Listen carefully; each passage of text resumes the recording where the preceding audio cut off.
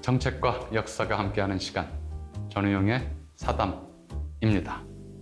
지난 2월 19일 국무회의에서 동학혁명운동 125주년을 맞자 이날을 국가기념일로 정하는 안건이 통과했습니다. 125년이 지난 다음에야 비로소 국가기념일로 지정된 것이죠. 올해는 특히 3.1운동 100주년이기도 해서 동학농민혁명으로 시작된 바 근대화를 향한, 근대사회를 향한 발걸음, 또 민주주의를 향한 발걸음이 더욱 뜻깊게 다가오는 그런 한 해입니다. 그래서 오늘은 전 국민의 역사 선생님, 진짜 역사 선생님이라고 말씀드리는 게 낫겠죠. 개인적으로 제게도 많은 가르침을 베푸셨던 이이화 선생님을 모시고 동학혁명운동 기념일 제정의 의미에 대해 이야기를 나눠보도록 하겠습니다.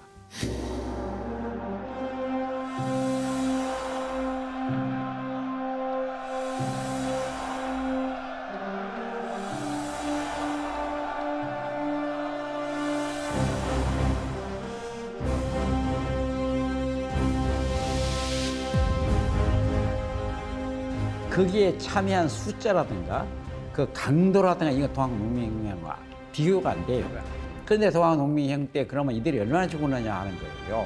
통계 자료가 없으니까 이걸 정확히 통계낼 수 없어요. 그때는 총으로 쏘아 죽이는 게 아니에요, 다.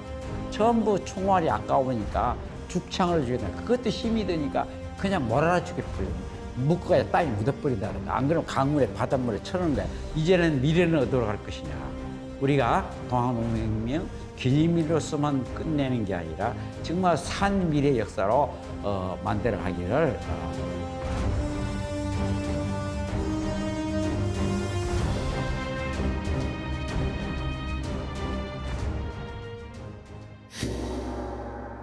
네, 선생님 먼 길에 이렇게 와주셔서 정말 감사합니다. 예, 불러줘서 감사합니다. 온 국민이 다 아는 국민, 진짜 국민 역사 선생님이신데 사실 좀 한학을 기반으로 역사 공부하셨잖아요. 양반의 철학 이런 것들 중심으로 이제 한문학이나 이런 것들을 이제 공부하신다. 선생님 뭐 예전에 이제 허균의 생각부터 시작해가지고 표현이 그런데 반란하려는 일으키는 반란의 욕망을 품었던 사람들의 글을 좀 많이 보시고 그러면서 이제 동학 연구에서도 이제 독보적인 좀 경지를 개척해 오셨는데. 이게 약간 우리 아버님에 대한 영향도 있지만은 소외된 사람들 이 사람들에 대해서 좀 책을 뒤져보고 읽어봤더니 영 소홀해요. 이른바 이제 역사적으로 소외됐다는 거는 기록에서도 소외됐다는 의미니까요. 이게 동학농민혁명이 특히 그렇더라고. 제가 중고등학교 다닐 때 그리고 대학 다닐 때도 동학난이라고 보통 썼어요. 그러면서 탐관오리의 학정에 반대하여 일으킨 농민들의 저항이었으나 결국은 이로 인해서 외세의 침략을 끌어들이는 그런 역할도 했다. 뭐 이렇게 하면서 그러니까 쉽게 말하면 불의한 권력에 항의하는 것 자체가 나라를 망치는 일일 수 있다는 식의 좀 경고를 주는 형태로 그렇게 결론을 맺었었거든요. 이제 그 외에 많이 달라지기는 했는데 가장 중요한 게 이제 뭐랄까 이름 붙이는 문제였던 것 같아요. 그러니까 성격이 어떤 애에 따라서 이름이 달라질 텐데 선생님은 어떤 이름이 가장 적합하다고 보십니까? 그 당시에 우리 때에 동학난을 일으킨 사람들은 좀 무식하고 뭐 아무것도 모르고 그 왕조에 반항하고 이런 식의 그 기본이 깔려 있었어요. 근데 내가 그걸 글을 다 읽었어요. 읽어봤더니 두 가지 큰 결함을 발견했어요. 동학농민혁명을 전개하는 그분들에 대한 연구가 거의 안 돼 있고, 그러니까 전봉준도 가령 예를 들면은 아주 무식쟁이처럼 전혀 그게 아니거든. 지식인들이에요. 그리고 그들이 추구한 것이 신분제 평등이라든가 토지제 문제라든가 반침략 이런 문제들을 그 안에 다 내포하고 있어요. 그러니까 혁명이라고 우리가 붙일 수도 있는 걸 가지고 그런 용어에 대한 고민도 없어요. 그래서 역사문제연구소에서 우리가 동학농민전쟁 100주년 기념사업회를 발족할 때에 갑오농민전쟁이라고 붙이자고 자꾸 그래요. 그래서 나는 이 동학이라는 것은 인간 중심이고 평등을 얘기하고 그래서 이제 동학을 넣자. 그래가지고 나중에 동학농민전쟁 또는 동학농민혁명. 근데 이제는 글이 다 갔어요. 교과서에는 동학농민운동, 이번에 국가기념일 제정하는 데는 동학농민혁명. 그래서 결국은 이쪽으로 갔고 한 가지만 더 붙이지만 이번에 남북역사교류협회 같은 모임이 있어요. 거기서 남북 용어 통일을 좀 해야 되는데 이 논의를 했어요. 근데 그 중에 합의 본 것 중에 몇 가지 중 하나가 동학농민혁명이에요. 우리가 내전도 전쟁이라고 얘기할 수 있고 또는 일본하고 정식으로 전쟁을 벌였어요. 그래서 전쟁이라서 사건을 얘기할 때는 이 전쟁 개념이 맞아요. 두 번째 혁명이라고 할 때는 새로운 변혁, 그 사회 변혁이 어떻게 되나, 정치 변혁이 어떻게 되느냐 하는 것인데 3.1 운동단의 운동이냐 혁명이냐 얘기할 때 민주공화국을 지향하고 주권 제민 국민국가를 지향했기 때문에 3.1 운동이 3.1 혁명이라고 할 수 있는 것인데 동학농민혁명도 마찬가지예요. 평등을 지향하고 토지 문제를 해결하고 더군다나 이제 왕조에 대해서 이건 논쟁거리 하나예요. 그런데 기본적으로 왕조 타도입니다. 구체제를 타도하고 새 체제를 만들자. 그것이 이제 민주공화국이라든가 여기까지는 가지 않았지만은 또 집강서 활동이 어떤 점에서는 풀뿌리의 민주주의다 이렇게 말도 하는데 그렇지만은 다만 강요하지 못한 것은 대놓고 고종을 몰아내자 이건 말을 안 했다고요. 그래서 이게 논쟁거리가 되는 거예요.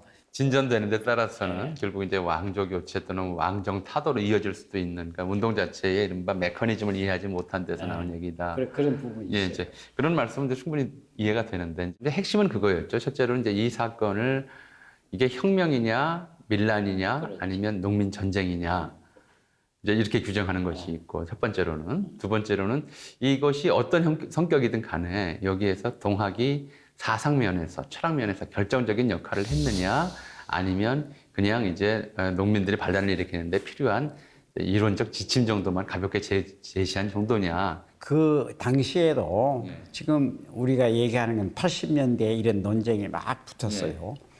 그때에 그 유럽이나 독일 농민 전쟁이 있어요.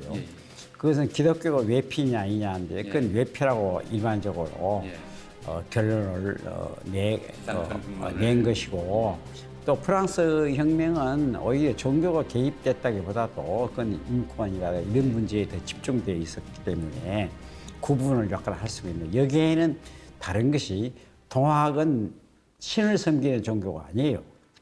또 하는 종교를 표방했다 하더라도 사회의 종교적인 성격을 강하게 가지고 있다 그 말이에요. 인간이 살아서 얼마나 바른 또는 대우받는 사람이 돼야 될까 하는데 고민을 하고 있었던 것이고 우리 전 역사를 통해 가지고 민중이 가장 많이 참여했던 그런 사건이 어디 있어요?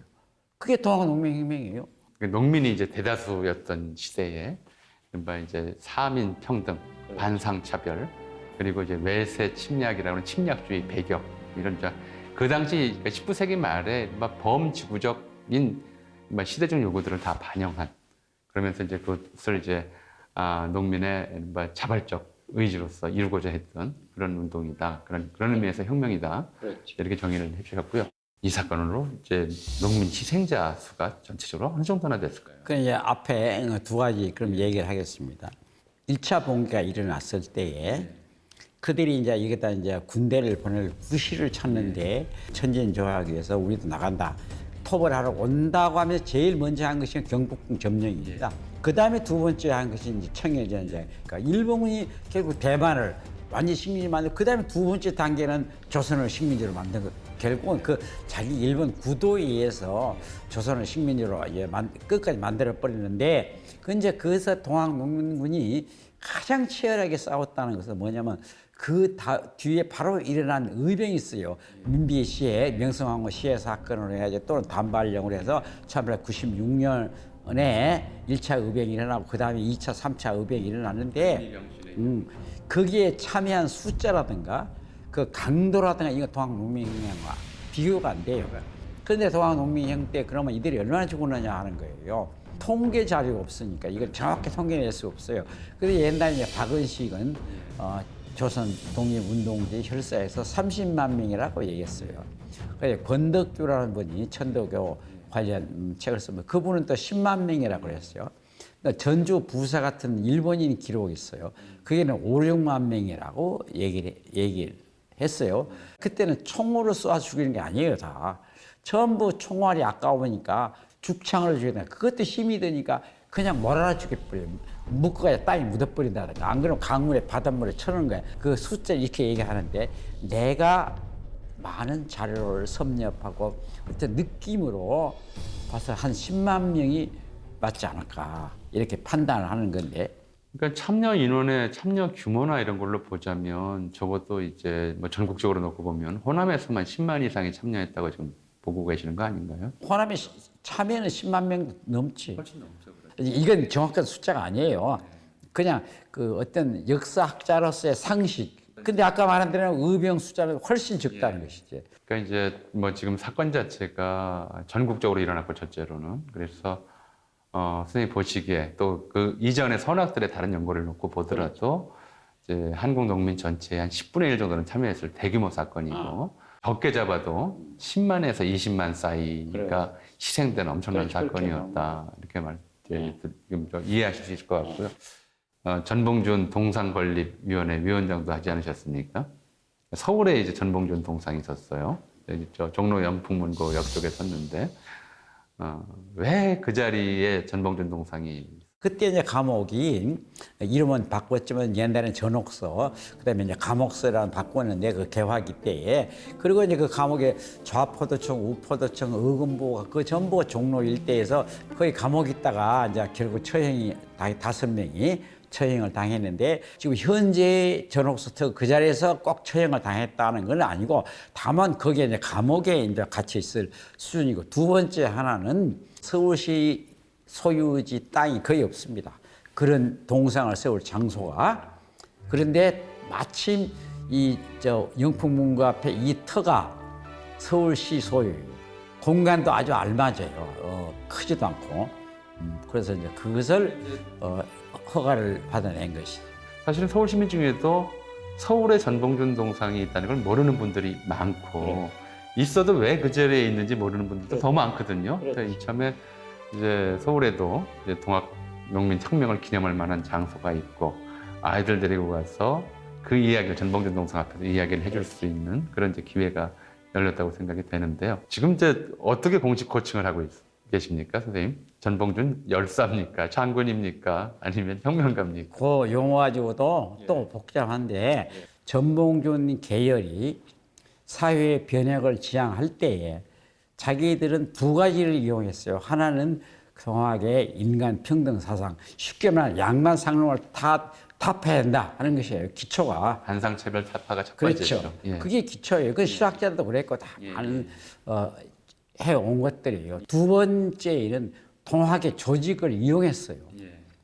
가령 동학이 최시영이 전국을 돌아다니면서 지하포독을 하면서 조직을 다 만들어 뒀어요. 근데 이 비밀 조직을 만든다는 게 그 당시 얼마나 힘들겠어요. 그러니까 전봉준 계열이 별도로 동학을 그 조직을 이용을 하지 않을 수가 없어요. 특히 호남 쪽보다도 경기도라든가 강원도라든가 황해도라든가 그거 극렬했어요. 나중에 최시영이 대동원령을 내렸어요. 우리 전면적으로 대일항전을 벌이자 할 때에 그때의 전봉준 계열은 반봉건 의식은 더 강렬했지만은 조직 동원에 있어서는 전부 최시영의 동원령을 다 따르는 거예요. 그러니까 이른바 남접, 북접. 그렇죠. 그래서 남접, 북접이라고 구분하는 것인데 조직을 이용하고 하면서 그쪽에 있기 때문에 이게 연합이 된 거라고. 그래서 이게 남북적 화해를 했다. 연합군이 형성된 거예요. 노크 장군은 예칭이잖아요. 장군은 나라에서 임명한 것만 장군이 아니다. 가령 홍희 장군, 곽재우, 의병이야. 국가에 인정하는 게 아니에요. 그러니까 이런 것도 있으니까 그 더 넓게 보면은 전봉 장군도 틀린 게 아니다. 구체적으로 이제 이 사건, 이 혁명운동을 겪으면서 어떤 사람은 혁명운동에 참여한 사람도 있고 또 이걸 이제 반대하는 여러 사람들, 굉장히 많은 사람이 참여했을 만큼 이 사건 이후에 여러 사람들의 행보 중에도 좀 흥미로운 행보를 보인 사람들이 많을 텐데요. 몇 분의 사례만 좀 소개해 주시죠. 자료를 조사해가 다 뒤져보면요, 엄청난 걸 발견합니다. 스스로가.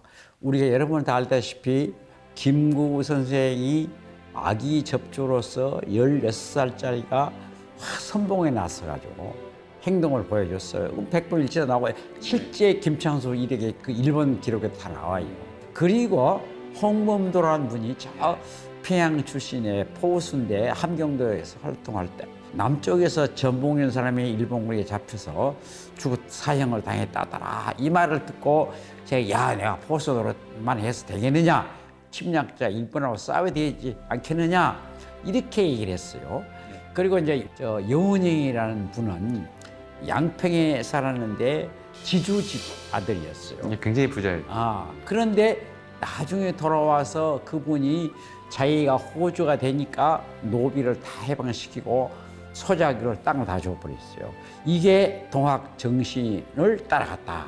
그 당시 이제 몽양 선생이 양평에서 이제 자기가 이제 상속 받자마자 노비들한테 그것도 그냥 해방시킨 게 아니고 생활 미천까지 대주면서 해방시켰다는 건데 당시에 뭐 신문에도 나고 크게 화제가 됐어요. 그게 이제 동학 정신이고 우리가 집광소 활동할 때도 이제 그 정신이라는 거라고요. 그러니까 이제 동학혁명이 그 이후 우리의 민족운동이라든가 이제 신분 타파 운동이라든가 구체적인 현상에 실제로 사상적으로뿐만 아니라 실제로 굉장히 큰 영향을 미쳤다. 25년 뒤에 3.1 운동이 일어났어요. 천도교 대표가 16명이에요. 근데 그 중에서 25년이 지나간 뒤에 일어났는데 9명이 실제적으로 동학농민혁명에 참여했던 사람이에요. 엄청난 숫자입니다. 그만큼 그 당시에 맹렬했다는 것이고 또 한 가지만 더 보태면요. 3.1 운동이 북쪽 중심으로 일어났습니다. 왜 그러냐면 다 쓸어버렸어요. 그다음 지식인이 똑똑한 놈은 다 쓸어간 거예요. 이미 이제 동학농민혁명 당시에 1차, 그다음 그 뒤에 이은 의병전쟁, 남한 대토벌 당시에 2차. 그러니까 이제 의병 얘기도 마지막 3차 의병 단계의 남한 대토벌 작전할 때도 그 의병이 제일 희생당한 건 호남이에요. 의기가 있는 사람들은 이제 살아있지를 못한 그런 상황이었으니까 오히려 약했던 것, 뭐 이건 뭐죠? 그런 현상인데. 근데 이제 또 그에 반해서 이 동학농민혁명에 참여했는데 일본 협력자가 된 그런 사례도 있지 않습니까? 많죠. 아주 얄미운 친일파가 이용구예요. 이용구 같은 경우는 반봉건이라는 그 양반 사회에 타파자 이런 주장을 이용구가 한 사람이에요. 그 때문에 동학농민혁명에 참여했던 것이고 일본이 이용해 먹으려고 아주 일진을 하고 또 결국 일본으로 가가지고 거기서 마지막 죽고 이랬지만 전봉준을 살리려고 굉장히 애를 썼어요. 이용해 먹으려고.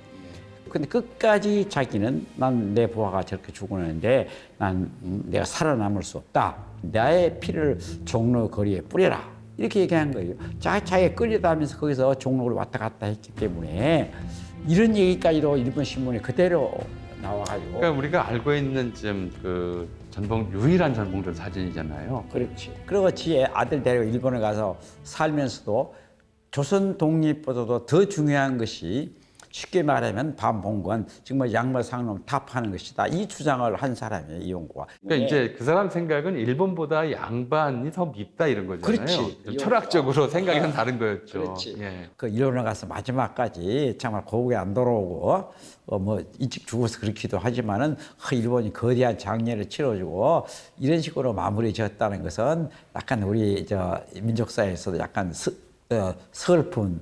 그러니까 구체적으로 100주년 몇 년 전부터 우리가 이제 선생님께서 준비를 쭉 주도해 오셨잖아요. 이제 100주년으로부터 25주년이고요. 선생님 이걸 애초에 기념일 지정하는 운동을 시작한 지는 30년이에요. 그렇지. 올해 겨우 이제 결실을 맺은 거잖아요. 이제 이 좀 소회가 좀 남다르실 것 같은데. 소외가 남다른 정도가 아니라 정말로 가슴이 먹먹하고 눈물이 납니다. 왜 그러냐면요. 내가 대체로 우리 연구 기행을 다니고 답사를 다니고 할 때 강사급들을 데리고 다녔어요. 그 강사료가 몇 푼 안 되잖아. 그 밥도 굶을 때도 많아요. 차 하나 빌려가지고 그 골골마다 돌아다녔어. 그때 내가 책 팔아가지고 인쇄 들어오고 강의에 들어가면요, 그거 같이 다 쓰고 그랬어요. 이제 그것이 100주년이 돼서 이런 행사를 한다 하니까 이제 감회가 좀 새롭고 또 여기서 몇 사람 또 죽었어요. 옛 그런 사람 생각도 나고 그렇습니다. 예.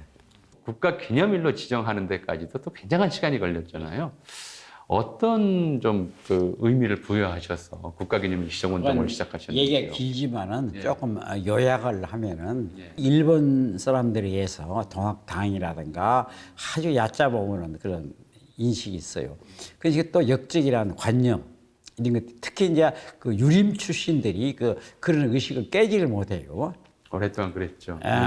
지금도 사실은 뭐 역사학계 내에서도 그런 의견이 굉장히 오래 갔으니까요.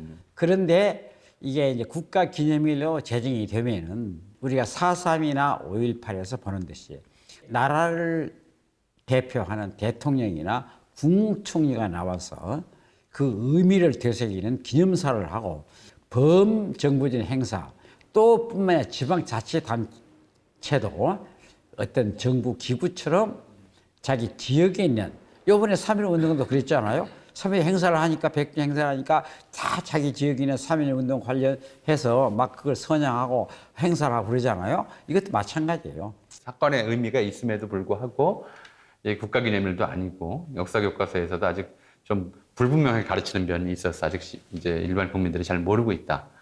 그걸 알리기 위해서는 기념일 제정과 그 의미를 지속적이고 반복적으로 되새기는 작업이 필요하다. 그렇죠. 이런 이제 취지에서 계속 하셨던 거잖아요. 이제는 미래는 어디로 갈 것이냐. 우리가 동학농민혁명 기념일로서만 끝내는 게 아니라 이거 통일의 어떤 원동력. 그래서 우리가 북핵 문제도 해결하고 남북 교류가 잘 되고 하면은 통일은 물리적인 통일만이 중요한 게 아니에요. 끊임없이 우리가 교류를 하고 서로 공감을 이룩하고 서로 위해주면 그 자체가 저는 평화 통일로 바로 실현된 것이라고 봅니다. 그래서 우리가 이 100주년을 맞이하면서 무거운 역사가 아니라 정말 산 미래 역사로 만들어 가기를 부탁드립니다. 정말 오랜만에 뵈서 저도 개인적으로 반가웠고요. 네, 또 이렇게 감사합니다. 좋은 얘기 들려주셔서 감사합니다. 재밌었습니다. 네, 감사합니다, 선생님. 네. 우리 헌법은 유구한 역사와 전통에 빛나는 이라는 구절로 시작합니다. 우리의 유구한 역사는 우리 민족적, 국민적 자부심의 원천이기도 합니다. 하지만 역사가 길면 불편한 점도 있습니다. 역사 교과서가 두꺼워지고요. 기억해야 할 사건들이 늘어납니다. 국경 이외에 국가기념일이 50여 개가 됩니다. 그리고 이 50여 개의 국가기념일은 그런 것들을 함께 기억함으로써 우리 국민의 또 우리 민족의 동질성, 역사적 기억의 공유 이런 것들에 대한 이제 국민적 합의의 바탕을 이루게 됩니다. 이제 동학농민혁명 기념일이 국가기념일이 됐습니다. 그리고 그 정신과 의미를 올바로 계승하는 방안에 대해서 늘 생각하는 그런 계기가 되기를 바랍니다. 전호영의 사담 이걸로 마치겠습니다. KTV 유튜브로 보실 수 있고요. 구독과 좋아요로 앞으로도 많은 관심 부탁드립니다. 감사합니다.